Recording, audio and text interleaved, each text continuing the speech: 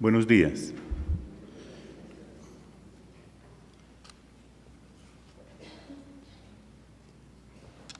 Esta ponencia está precedida por un epígrafe de Paul Ricoeur, filósofo francés, ya fallecido, que dice así: curar la memoria contando sin morir por ello.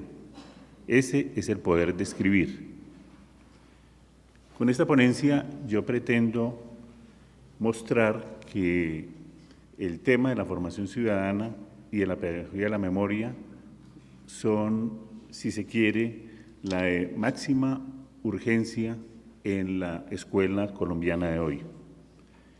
Pues se trata precisamente de recuperar un ejercicio de memoria y un ejercicio de crítica que nos ha sido conculcado durante muchas décadas, quizás siglos, en la historia de la educación en Colombia.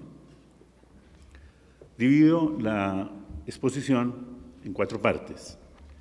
1, un espacio biográfico narrativo, una definición sobre qué entiendo por un espacio biográfico narrativo. 2, el retorno del testigo. 3, de la instrucción cívica a la pedagogía de la memoria. 4, memoria y futuro.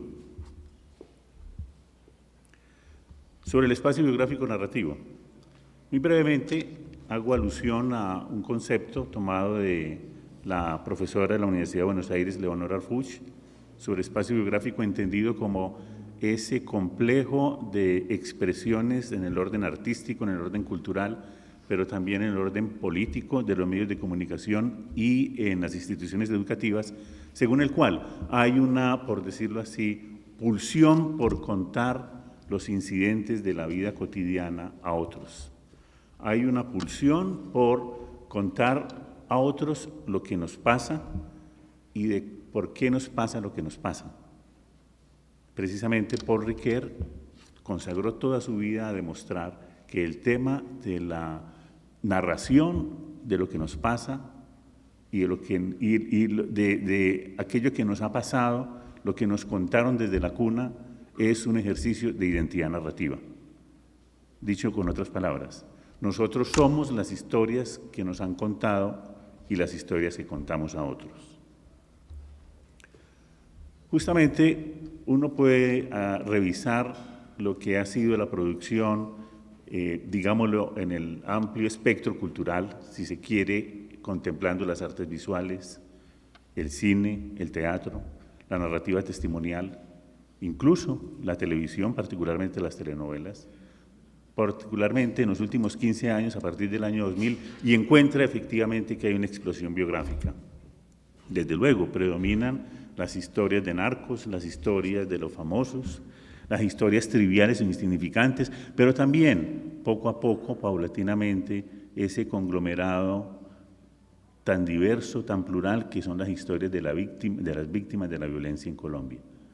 Veamos, por ejemplo, en el cine, la historia del cine colombiano, tan antiguo como el cine mexicano o el cine argentino, ha mostrado que cerca del 80% hasta el año 2000 está dominado por los thrillers o por las comedias, en unos formatos que deben mucho a la televisión, quizás historias triviales a la manera de los paseos millonarios, etcétera, etcétera. Pero en los últimos 15 años y muy marcadamente en los últimos 5 años, los jóvenes, una generación de no más de 35 años de edad, han llevado a la gran pantalla el tema por excelencia de Colombia, el tema de la violencia. Hubo una excepción muy notoria, el papá de las Luzardo, que en los años 60 produjo una hermosísima película llamada Río Tumbas, sin siquiera avisorar que después, a partir de los años 1990, cualquier río de Colombia es efectivamente un río tumba. Películas tales, ustedes bien lo saben, El abrazo de la serpiente. Recordarán que al final de la película El abrazo de la serpiente hay una escena extraordinaria cuando los indígenas huyen del caserío gritando: allá vienen los colombianos, armados, por supuesto, a incendiar los caseríos.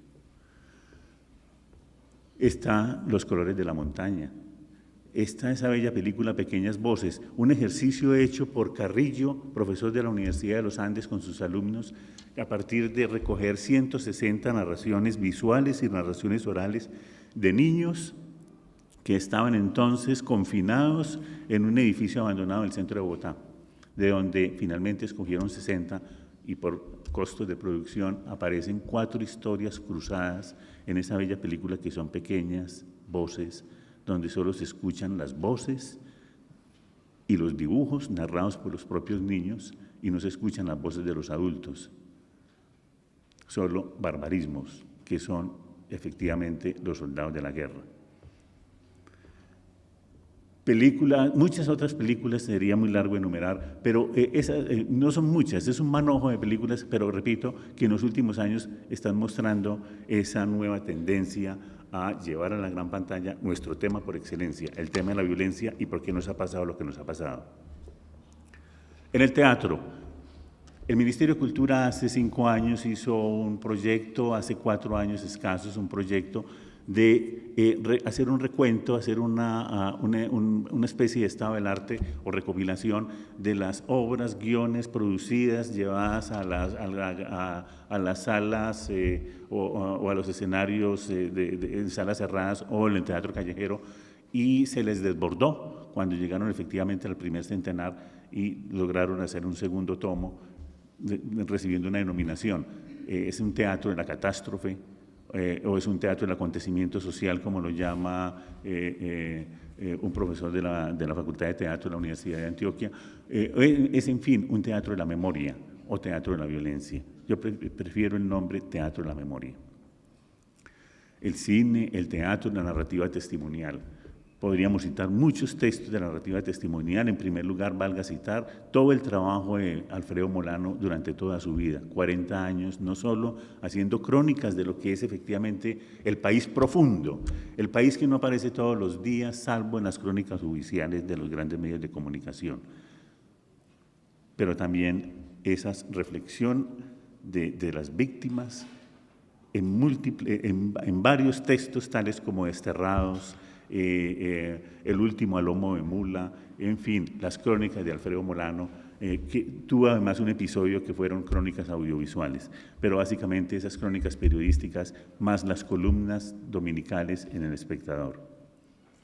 Cito igualmente una pequeña obra maestra de Evelio Rosero, con un título que no se compadece con la inmensa riqueza literaria, política de su obra, que son Los Ejércitos. En fin, teatro, cine, narrativa testimonial, todo ello muestra una explosión biográfica, pero sobre todo la producción social de la memoria. Me refiero a la producción social de la memoria. Son los relatos que cuentan las víctimas nucleadas en distintos organismos de víctimas desde por lo menos el año 2000. Hablo de las Madres de la Candelaria, las Mujeres de Negro, etcétera, etcétera. Esa producción social de la memoria que se representa igualmente en los llamados lugares de memoria. Esto es los lugares icónicos, allí donde hay pequeños altares, homenajes a lo que han sido víctimas no solo de la violencia rural, de la violencia representada en la confrontación de los ejércitos, sino de esas múltiples violencias que asolan la vida cotidiana en el campo y en las ciudades de Colombia. La producción social de la memoria. Ya acabo de señalar esa producción cultural en las artes visuales, en el cine, en el teatro, todo ello. Y también, en tercer lugar, podemos hablar de una producción jurídico-política de la memoria. ¿Cómo no hablar de que ha habido avances efectivamente en el terreno político por recuperar las voces de las víctimas y por procurar siquiera un equilibrio entre el relato contado por los vencedores y los relatos de los vencidos? Me refiero desde luego a leyes tales como principalmente la ley de víctimas y de restitución de tierras, que no obstante es una paradoja digna de ser analizada, de cómo en los 4 años, efectivamente este año se cumplió el 9 de abril, el 4º año de celebración de esa ley de víctimas, ahora que ha arreciado por parte de un sector importante de la sociedad y de la política las críticas a la ley y pugnando porque esta ley se eche para atrás. uno de los elementos que consagraba la ley obligaba a una sesión del Congreso para escuchar a las organizaciones de víctimas. En ninguna de las 4 años se ha logrado quórum, lo cual muestra un Congreso completamente irrespetuoso y un Congreso que no está a la altura de las exigencias históricas consagradas en la misma ley que ellos pudieron haber firmado 4 años atrás. A todo esto, al avance de la producción social de la memoria, de la producción jurídico-política de la memoria, cabe una pregunta: ¿y la producción pedagógica de la memoria? La producción en las escuelas, la transmisión en las escuelas, colegios, universidades, ¿se compadece o es proporcional a ese avance en la producción social de la memoria y en la producción jurídico-político de la memoria? Veamos. El segundo punto, el retorno del testigo. Todos saben, debemos saber, los colombianos, de un esfuerzo muy interesante que ha sido la producción cultural, académica del Centro Nacional de Memoria Histórica, creada en el año 2006 por orden constitucional, que se convirtió a partir del año 2010 en el CNMH, Centro Nacional de Memoria Histórica. Antes era una especie de comisión. Ahora un grupo se llamaba originalmente Grupo de Memoria Histórica y a partir del 10 se transformó en Centro Nacional de Memoria Histórica, que conserva la autonomía. Dirigido por Gonzalo Sánchez, conocido como violentólogo, ese extraño neologismo que inventamos los colombianos para referirse a académicos especializados en el tema de la historia de la violencia colombiana. Que yo sepa, no existe en ningún otro país una especialidad académica con ese cuño. La labor del Centro Nacional de Memoria Histórica tiene un fundamento conceptual muy importante, la diferencia planteada por el mismo Gonzalo Sánchez en distintos textos. Uno de ellos, el texto Memoria e Historia, y se puede consultar en la página web, no el texto, pero sí algunas de sus intervenciones. Está cruzado por una interesante distinción entre memoria histórica e historia, en el sentido de que hablamos de memoria histórica para atender más a los rasgos o huellas del pasado en el presente y el afán de comprender ese presente y ese pasado histórico de cara al futuro. A diferencia de una historia académica está volcada más a la restitución de los hechos tal y como efectivamente ellos ocurrieron, según el famoso postulado del historiador académico alemán Otto Ranke del siglo XIX. Y no obstante, la historia marxista, la historia crítica de los anales, de la Escuela de los Anales, la historia social, económica, no supera claramente esa distinción de una historia volcada a una restitución de los hechos como han ocurrido en la secuencia temporal. Por el contrario, repito, la memoria histórica, en palabras de Gonzalo Sánchez, se vuelca más a comprender los rasgos del pasado, las huellas que han dejado en el presente, que han dejado memoria en las víctimas. Si se quiere, es una concepción más benjaminiana, debe mucho más al filósofo de la historia Walter Benjamin, interesado entonces en esa historia de los vencidos. Con ello, habría que tener presente un razonamiento dialéctico igualmente sustentado por Tzvetan Todorov cuando distingue memoria literal y memoria ejemplar. Memoria literal se refiere a aquella que, por decirlo de alguna manera, está prisionera de un círculo vicioso. Volvemos siempre a rememorar los acontecimientos del pasado, por ejemplo, aportando nuevas víctimas. Es el caso típico de los movimientos estudiantiles desde los años 50 para acá, más acentuado. Soy testigo de ello desde el año 1973 en la Universidad de Antioquia. Después del asesinato de Fernando Barrientos el 8 de junio de 1973, año tras año, ese es el día del tropel. Y es el día, están embadurnadas las paredes de la universidad, justamente recordando su memoria, pero siempre aportando la consigna de nunca olvidaremos, ¿sí? Y la sangre derramada será sangre que volverá, etcétera, etcétera. Es lo que quieren, repito, algunos sectores de la sociedad colombiana, en que la guerra no puede acabarse porque no se puede olvidar. Pero uno olvida es para no repetir. Otros no quieren olvidar precisamente para que las cosas continúen tal como están. Mientras a la memoria literal se opone la memoria ejemplar. La memoria ejemplar es aquella que se define como potencialmente liberadora, en la medida en que procura construir un ejemplo y extraer una lección útil al presente.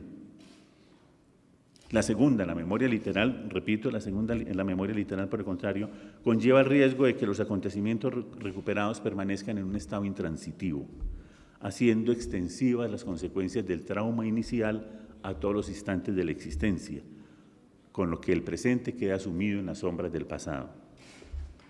Esto hace que es preciso comprender la función pública de la memoria y la función política de la narrativa, que hace que la guerra es también un duelo de relatos.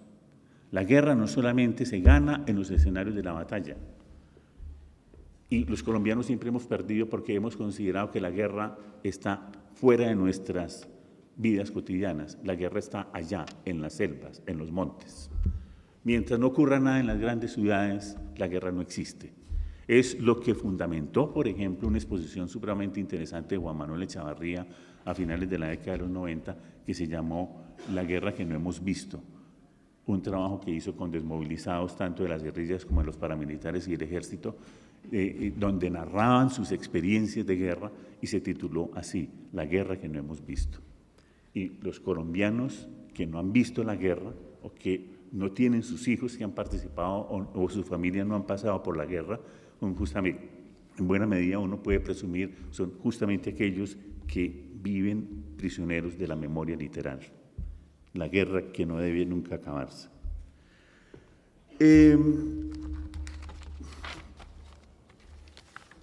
Paso muy rápidamente, por razones de tiempo, sobre este tema del retorno de los testigos. Quiero llamar la atención, es que justamente esta situación histórica, es el retorno de los testigos, tiene que poder reflejarse en la vida cotidiana y en la actividad académica en nuestras escuelas, colegios y universidades.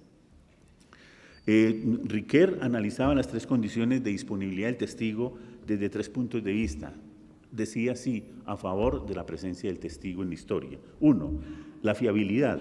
La fiabilidad porque da cuenta cierta de los hechos que han sido expresados, presenciados, mediante la expresión yo estaba allí. El testigo que dice yo vi. De ahí viene justamente de saberse el concepto de historia. Histor viene del griego historia viene del griego histor, que quiere decir yo vi. Así empezaba Heródoto las famosas guerras del Peloponeso en la antigua Grecia. Les voy a contar los acontecimientos de la guerra del Peloponeso que yo vi, del cual fui testigo. Nosotros los colombianos, los maestros, hemos sido testigos en los últimos 50 años de lo que nos ha pasado. Y sin embargo, es como si no hubiera pasado nada en las escuelas y colegios. Dos, dice Paul Riquer, uno, la fiabilidad, dos, la credibilidad, que interpela al otro mediante la voz que demanda a su vez, créeme, el cumplimiento de la palabra, manifiesto en exhortación. Y si no me crees, pregúntale a otro, que es importante en el ejercicio de las ciencias, de la enseñanza de las ciencias sociales, la confrontación de testimonios. Porque aquí hemos estado sujetos a las voces únicas, omniscientes de los medios de comunicación o del gobierno. Durante los 8 años terribles de la década anterior, justamente solo había una información de la guerra. Era la guerra oficial del Estado, era la voz oficial del Estado.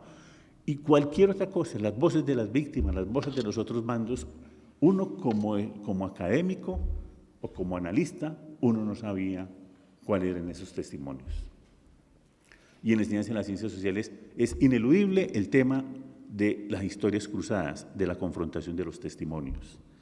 Y tres, a favor del testigo, Riquer hablaba de las bases de la estabilidad, dice textualmente, Estas son las bases de la estabilidad del testimonio en la garantía del vínculo social en cuanto que descansa en la confianza de la palabra del otro. Y este es un punto central para lo que viene a continuación, la confianza en la palabra del otro. Todo esto ya se había planteado desde la final de la Segunda Guerra Mundial. La socióloga Annette Viviorca hablaba de la era del testigo o la era del testimonio. Es las voces de las víctimas, pero también las voces de los testigos. Creo yo, en Colombia es la hora de que las escuelas, colegios, abran la puerta a esas voces de los testigos. Tercer punto, de la instrucción cívica a la pedagogía de la memoria.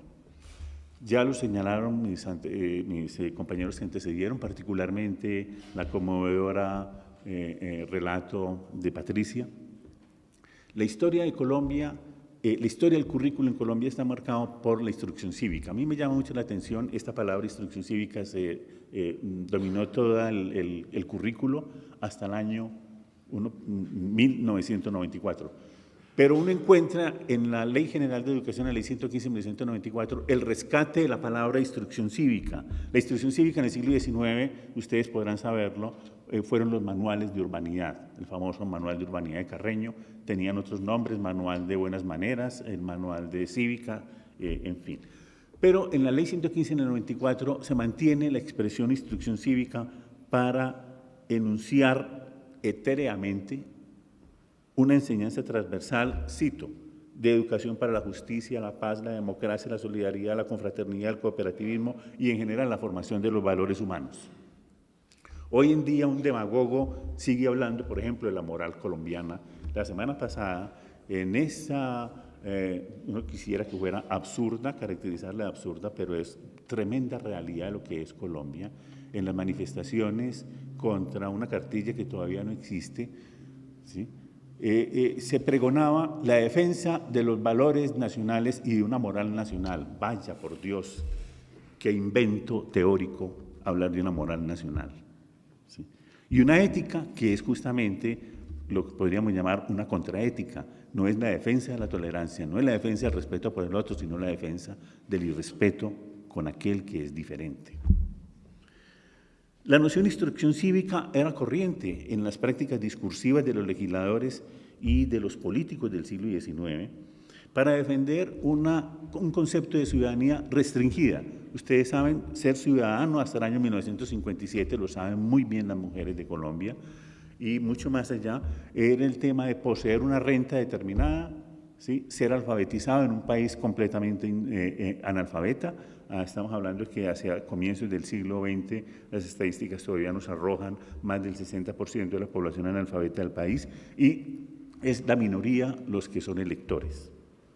Y al servicio de ese concepto de ciudadanía restringido, exclusivo de las pequeñas 2, 3, 4 urbes que había, pequeñas urbes que había en el país, cómo se produjeron las gramáticas, los catecismos, los manuales de urbanidad, que podríamos denominar los instrumentos didácticos de la formación ciudadana en Colombia. Este estudio histórico de los manuales, etcétera, nos muestran son una huella de la lenta transformación de la noción de una ciudadanía premoderna, propia de una sociedad señorial profundamente desigual, subordinada a los deberes de un Estado autocrático, lejos de la población, y que muy paulatina, muy lentamente se acerca a una noción moderna de un Estado social de derecho con sujetos provistos de derecho. Allí tenemos justamente el artífice de esa Constitución donde defiende los derechos de los sujetos en un Estado social de derecho.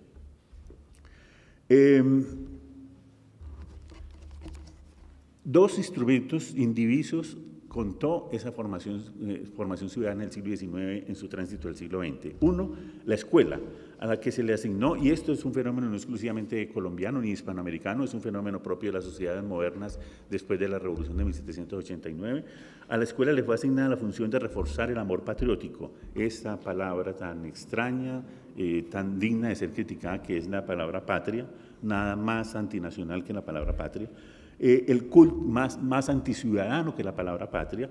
A nombre de la defensa de la patria se han cometido los asesinatos colectivos de que tenga historia el siglo XX por lo menos, como fueron las mal llamadas guerras mundiales de Europa. El culto a los símbolos, a los derechos civiles del ciudadano, mediante el uso eficiente de dispositivos reguladores de la uniformidad, la selectividad y la clasificación. La escuela no solamente ha sido una fábrica para producir mano de obra calificada, sino también ha sido como lo enseña el marxismo, es una fábrica de transmisión de creencias, de valores dominantes, esa famosa teoría de la reproducción, etcétera, etcétera. Pero hay una cosa muy interesante que yo rescato siempre, es la función social de la educación. Yo en este sentido, soy durkheimiano a puño cerrado. Durkheim defendió que la escuela moderna existe no solo como función transmisora de saberes, sino, incluso decía, más que nada, para aprender a vivir juntos. Y yo creo que hay que poner el punto sobre las IES en el caso colombiano, a revisar la historia de Colombia y la escuela que tenemos hoy. Hasta qué punto esta escuela se ha desarrollado, ha evolucionado históricamente para aprender a vivir juntos. O esta función ha sido subordinada en favor de la otra función, calificar mano de obra, por ejemplo. Y dos, el segundo dispositivo es justamente el dispositivo que podemos llamar el de la simbólica histórica, es decir, la narrativa histórica. Es una narrativa histórica depositaria de la facultad de revisar el pasado e interpretar el presente a la luz de los héroes republicanos. Aquí la Academia de Historia, ustedes lo saben, desde Bruño hasta, bueno, ya no exactamente hasta hoy, pero ha perdurado en los siglos XIX y el siglo XX la función de las academias de historia para transmitir una verdad histórica determinada. Por eso es tan interesante, por más que haya confusión en los medios de comunicación y en ciertos partidos políticos, de que la verdad histórica de que se habla sobre la violencia ahora, en esta llamada etapa, entre comillas, del posconflicto, sea una verdad plural, es decir, sean verdades, muchas verdades. Nada más interesante que ese ejercicio que hicieron en La Habana. Algunos se rasgaron las vestiduras porque no hubo un acuerdo entre 12 académicos invitados allí, ¿sí? Entre ellos Jorge Giraldo de Afid, Alfredo Molano, etcétera, 12 connotados académicos, investigadores históricos de historia y sociología de Colombia sobre la violencia, no se pusieron de acuerdo para producir un solo texto. En su lugar, hay más de 1000 páginas, donde cada quien planteó su explicación histórica. De eso se trata. De las distintas verdades, la verdad plural, abierta, para explicar, para comprender lo que ha sido la historia de la guerra en Colombia. No se trata de una verdad única, eso es solo el sueño de los dictadores. Bien, rápidamente también paso por encima de esta historia de lo que ha sido el paso de la instrucción cívica a una pedagogía de la memoria, que es el punto donde nos centramos ahora. Colombia hoy vive una oportunidad sin igual, sin duda alguna, que es esta de la revisión de la memoria histórica y, por consiguiente, de lo que debe ser la enseñanza de las ciencias sociales en la escuela. Queda dicho, hay que dejar atrás, hay que decirlo sin ambajes, sin ambigüedades, hay que dejar atrás ese concepto de instrucción cívica. Y hay que dejar atrás también, pienso yo, una concepción de una educación ciudadana con una orientación psicologista, pero que deja al margen, uno observa los lineamientos de competencias ciudadanas escritos con muy buena intención, pero donde no se encuentra en absoluto el tema de la resolución de conflictos violentos, que es lo que define a los colombianos, si se quiere. El tema de la violencia en Colombia, repito, no es la guerra que nos es ajena en la vida cotidiana, no, es la guerra que está presente en nuestra vida cotidiana. Ustedes conocerán, de no ser así, les invito a que compren en el Banco de la República por 8.000 pesitos un libro muy bello que acaba hace rato, desde fines del año pasado, publicó el Banco de la República enhorabuena, de Javier Naranjo, el famoso autor del librito hermosísimo La Casa de las Estrellas, que llama por tercera edición. Javier hizo unos talleres el año pasado en 26 municipios de Colombia y se titula su conclusión, por lo menos lo que se pudo publicar, un librito breve, se llama Los niños piensan la paz o hablan la paz. Él recogió más de 1000 opiniones en esos talleres con los niños y adolescentes. Es conmovedor encontrar definiciones como estas. Él plantea un ejercicio, un taller y les dice a los niños y jovencitos, si te encontraras con la guerra en persona, ¿qué le dirías? Una niña contesta, yo le diría, ¿qué le pasó en la infancia? Un segundo ejercicio, en un taller le dice, ¿qué es la guerra para ti? Al grupo de niños, y una niña también contesta, de áreas rurales. La condición de esos talleres era que no fueran de grandes ciudades.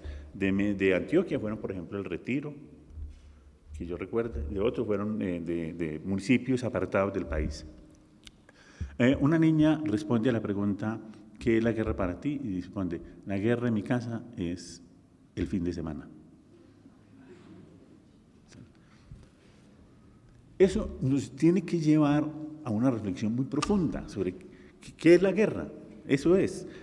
Yo sugeriría que ese librito sea texto obligado, no para recitarlo, no para apropiárselo para una transposición didáctica desde los niños hasta los seminarios de formación de maestros.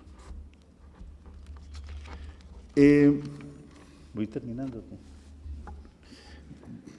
Ya lo sabía, perdón. Termino rápidamente y seguimos conversando ahora. El último capítulo es Memoria y Futuro, es someter a la discusión la propuesta pedagógica del Centro Nacional de Memoria Histórica, la caja de herramientas. Esa caja de herramientas se puede descargar de la página web. Es una caja importante.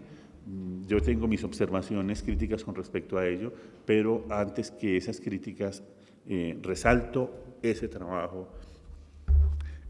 con varios años craneado por estos académicos, pedagogos, con las maestras, sobre todo de las regiones más asoladas por masacres de paramilitares y guerrilleros desde los años 90. Básicamente allí trabajaron maestras de Vallaportete, en Alta Guajira, de Bojayá, en Chocó, de Arauca, San Carlos, Remedios Segovia, en Antioquia. Hubo talleres en Museo Casa de la Memoria de Medellín y en muchos otros lugares del país.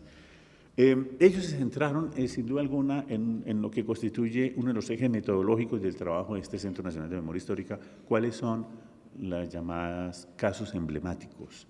Ellos llaman casos emblemáticos aquellos incidentes o acontecimientos que condensan las tensiones, modalidades, acciones, por ejemplo, de tortura, de eliminar los espacios simbólicos de la convivencia, como ocupar las canchas de fútbol, las escuelas, las iglesias, etcétera, por parte de las fuerzas militares en pugna en esta guerra colombiana, lo cual, sin duda alguna, signa o marca una huella de la orientación metodológica del tema.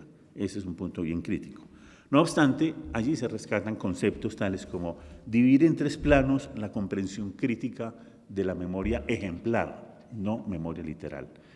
Esos 3 planos hablan de la memoria subjetiva, es la posibilidad del retorno del testigo, los niños que vieron, los jóvenes que vieron, los adultos, las madres que vieron, ¿sí?, que participaron en acontecimientos, que cuenten esas historias, que cuenten esas verdades múltiples. 2, la memoria colectiva, es decir, las comunidades que cuentan, las comunidades de los estudiantes de aquella escuelita que fue incendiada, la memoria histórica, que finalmente replantear la enseñanza de la historia en Colombia.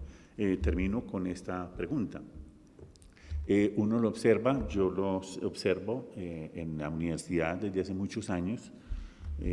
Hago ejercicios cada año, por ejemplo, en los últimos 4 años vengo haciendo el ejercicio sobre qué es el 9 de abril a los estudiantes. A primera hora del día les pregunto, vamos a hacer un taller, hoy es el 9 de abril, ¿qué es el 9 de abril? No tienen ni idea de qué es el 9 de abril. mucho menos tendrán idea de entonces la ley de víctimas que se montó sobre el 9 de abril hacia dónde se proyecta. Eso es una pregunta. ¿Cuál es el conocimiento de la historia contemporánea de Colombia que tienen nuestros niños y nuestros jóvenes? Yo soy contundente y radical. Parto de la afirmación de que los niños y jóvenes de Colombia ignoran por completo la historia de Colombia. Y la historia de la guerra no ha pasado por las escuelas. Y la producción social de la memoria, que es el planteamiento inicial, ha pasado por la producción social de la memoria en las organizaciones cívicas y defensa de los derechos de las víctimas, ha pasado incluso por el Congreso a pesar de sus inconsecuencias e incongruencias, ha pasado un poco por el plano jurídico con las nuevas legislaciones, por las artes, por la producción cultural de memoria, pero poco o nada tenemos de ello en las instituciones educativas. Gracias.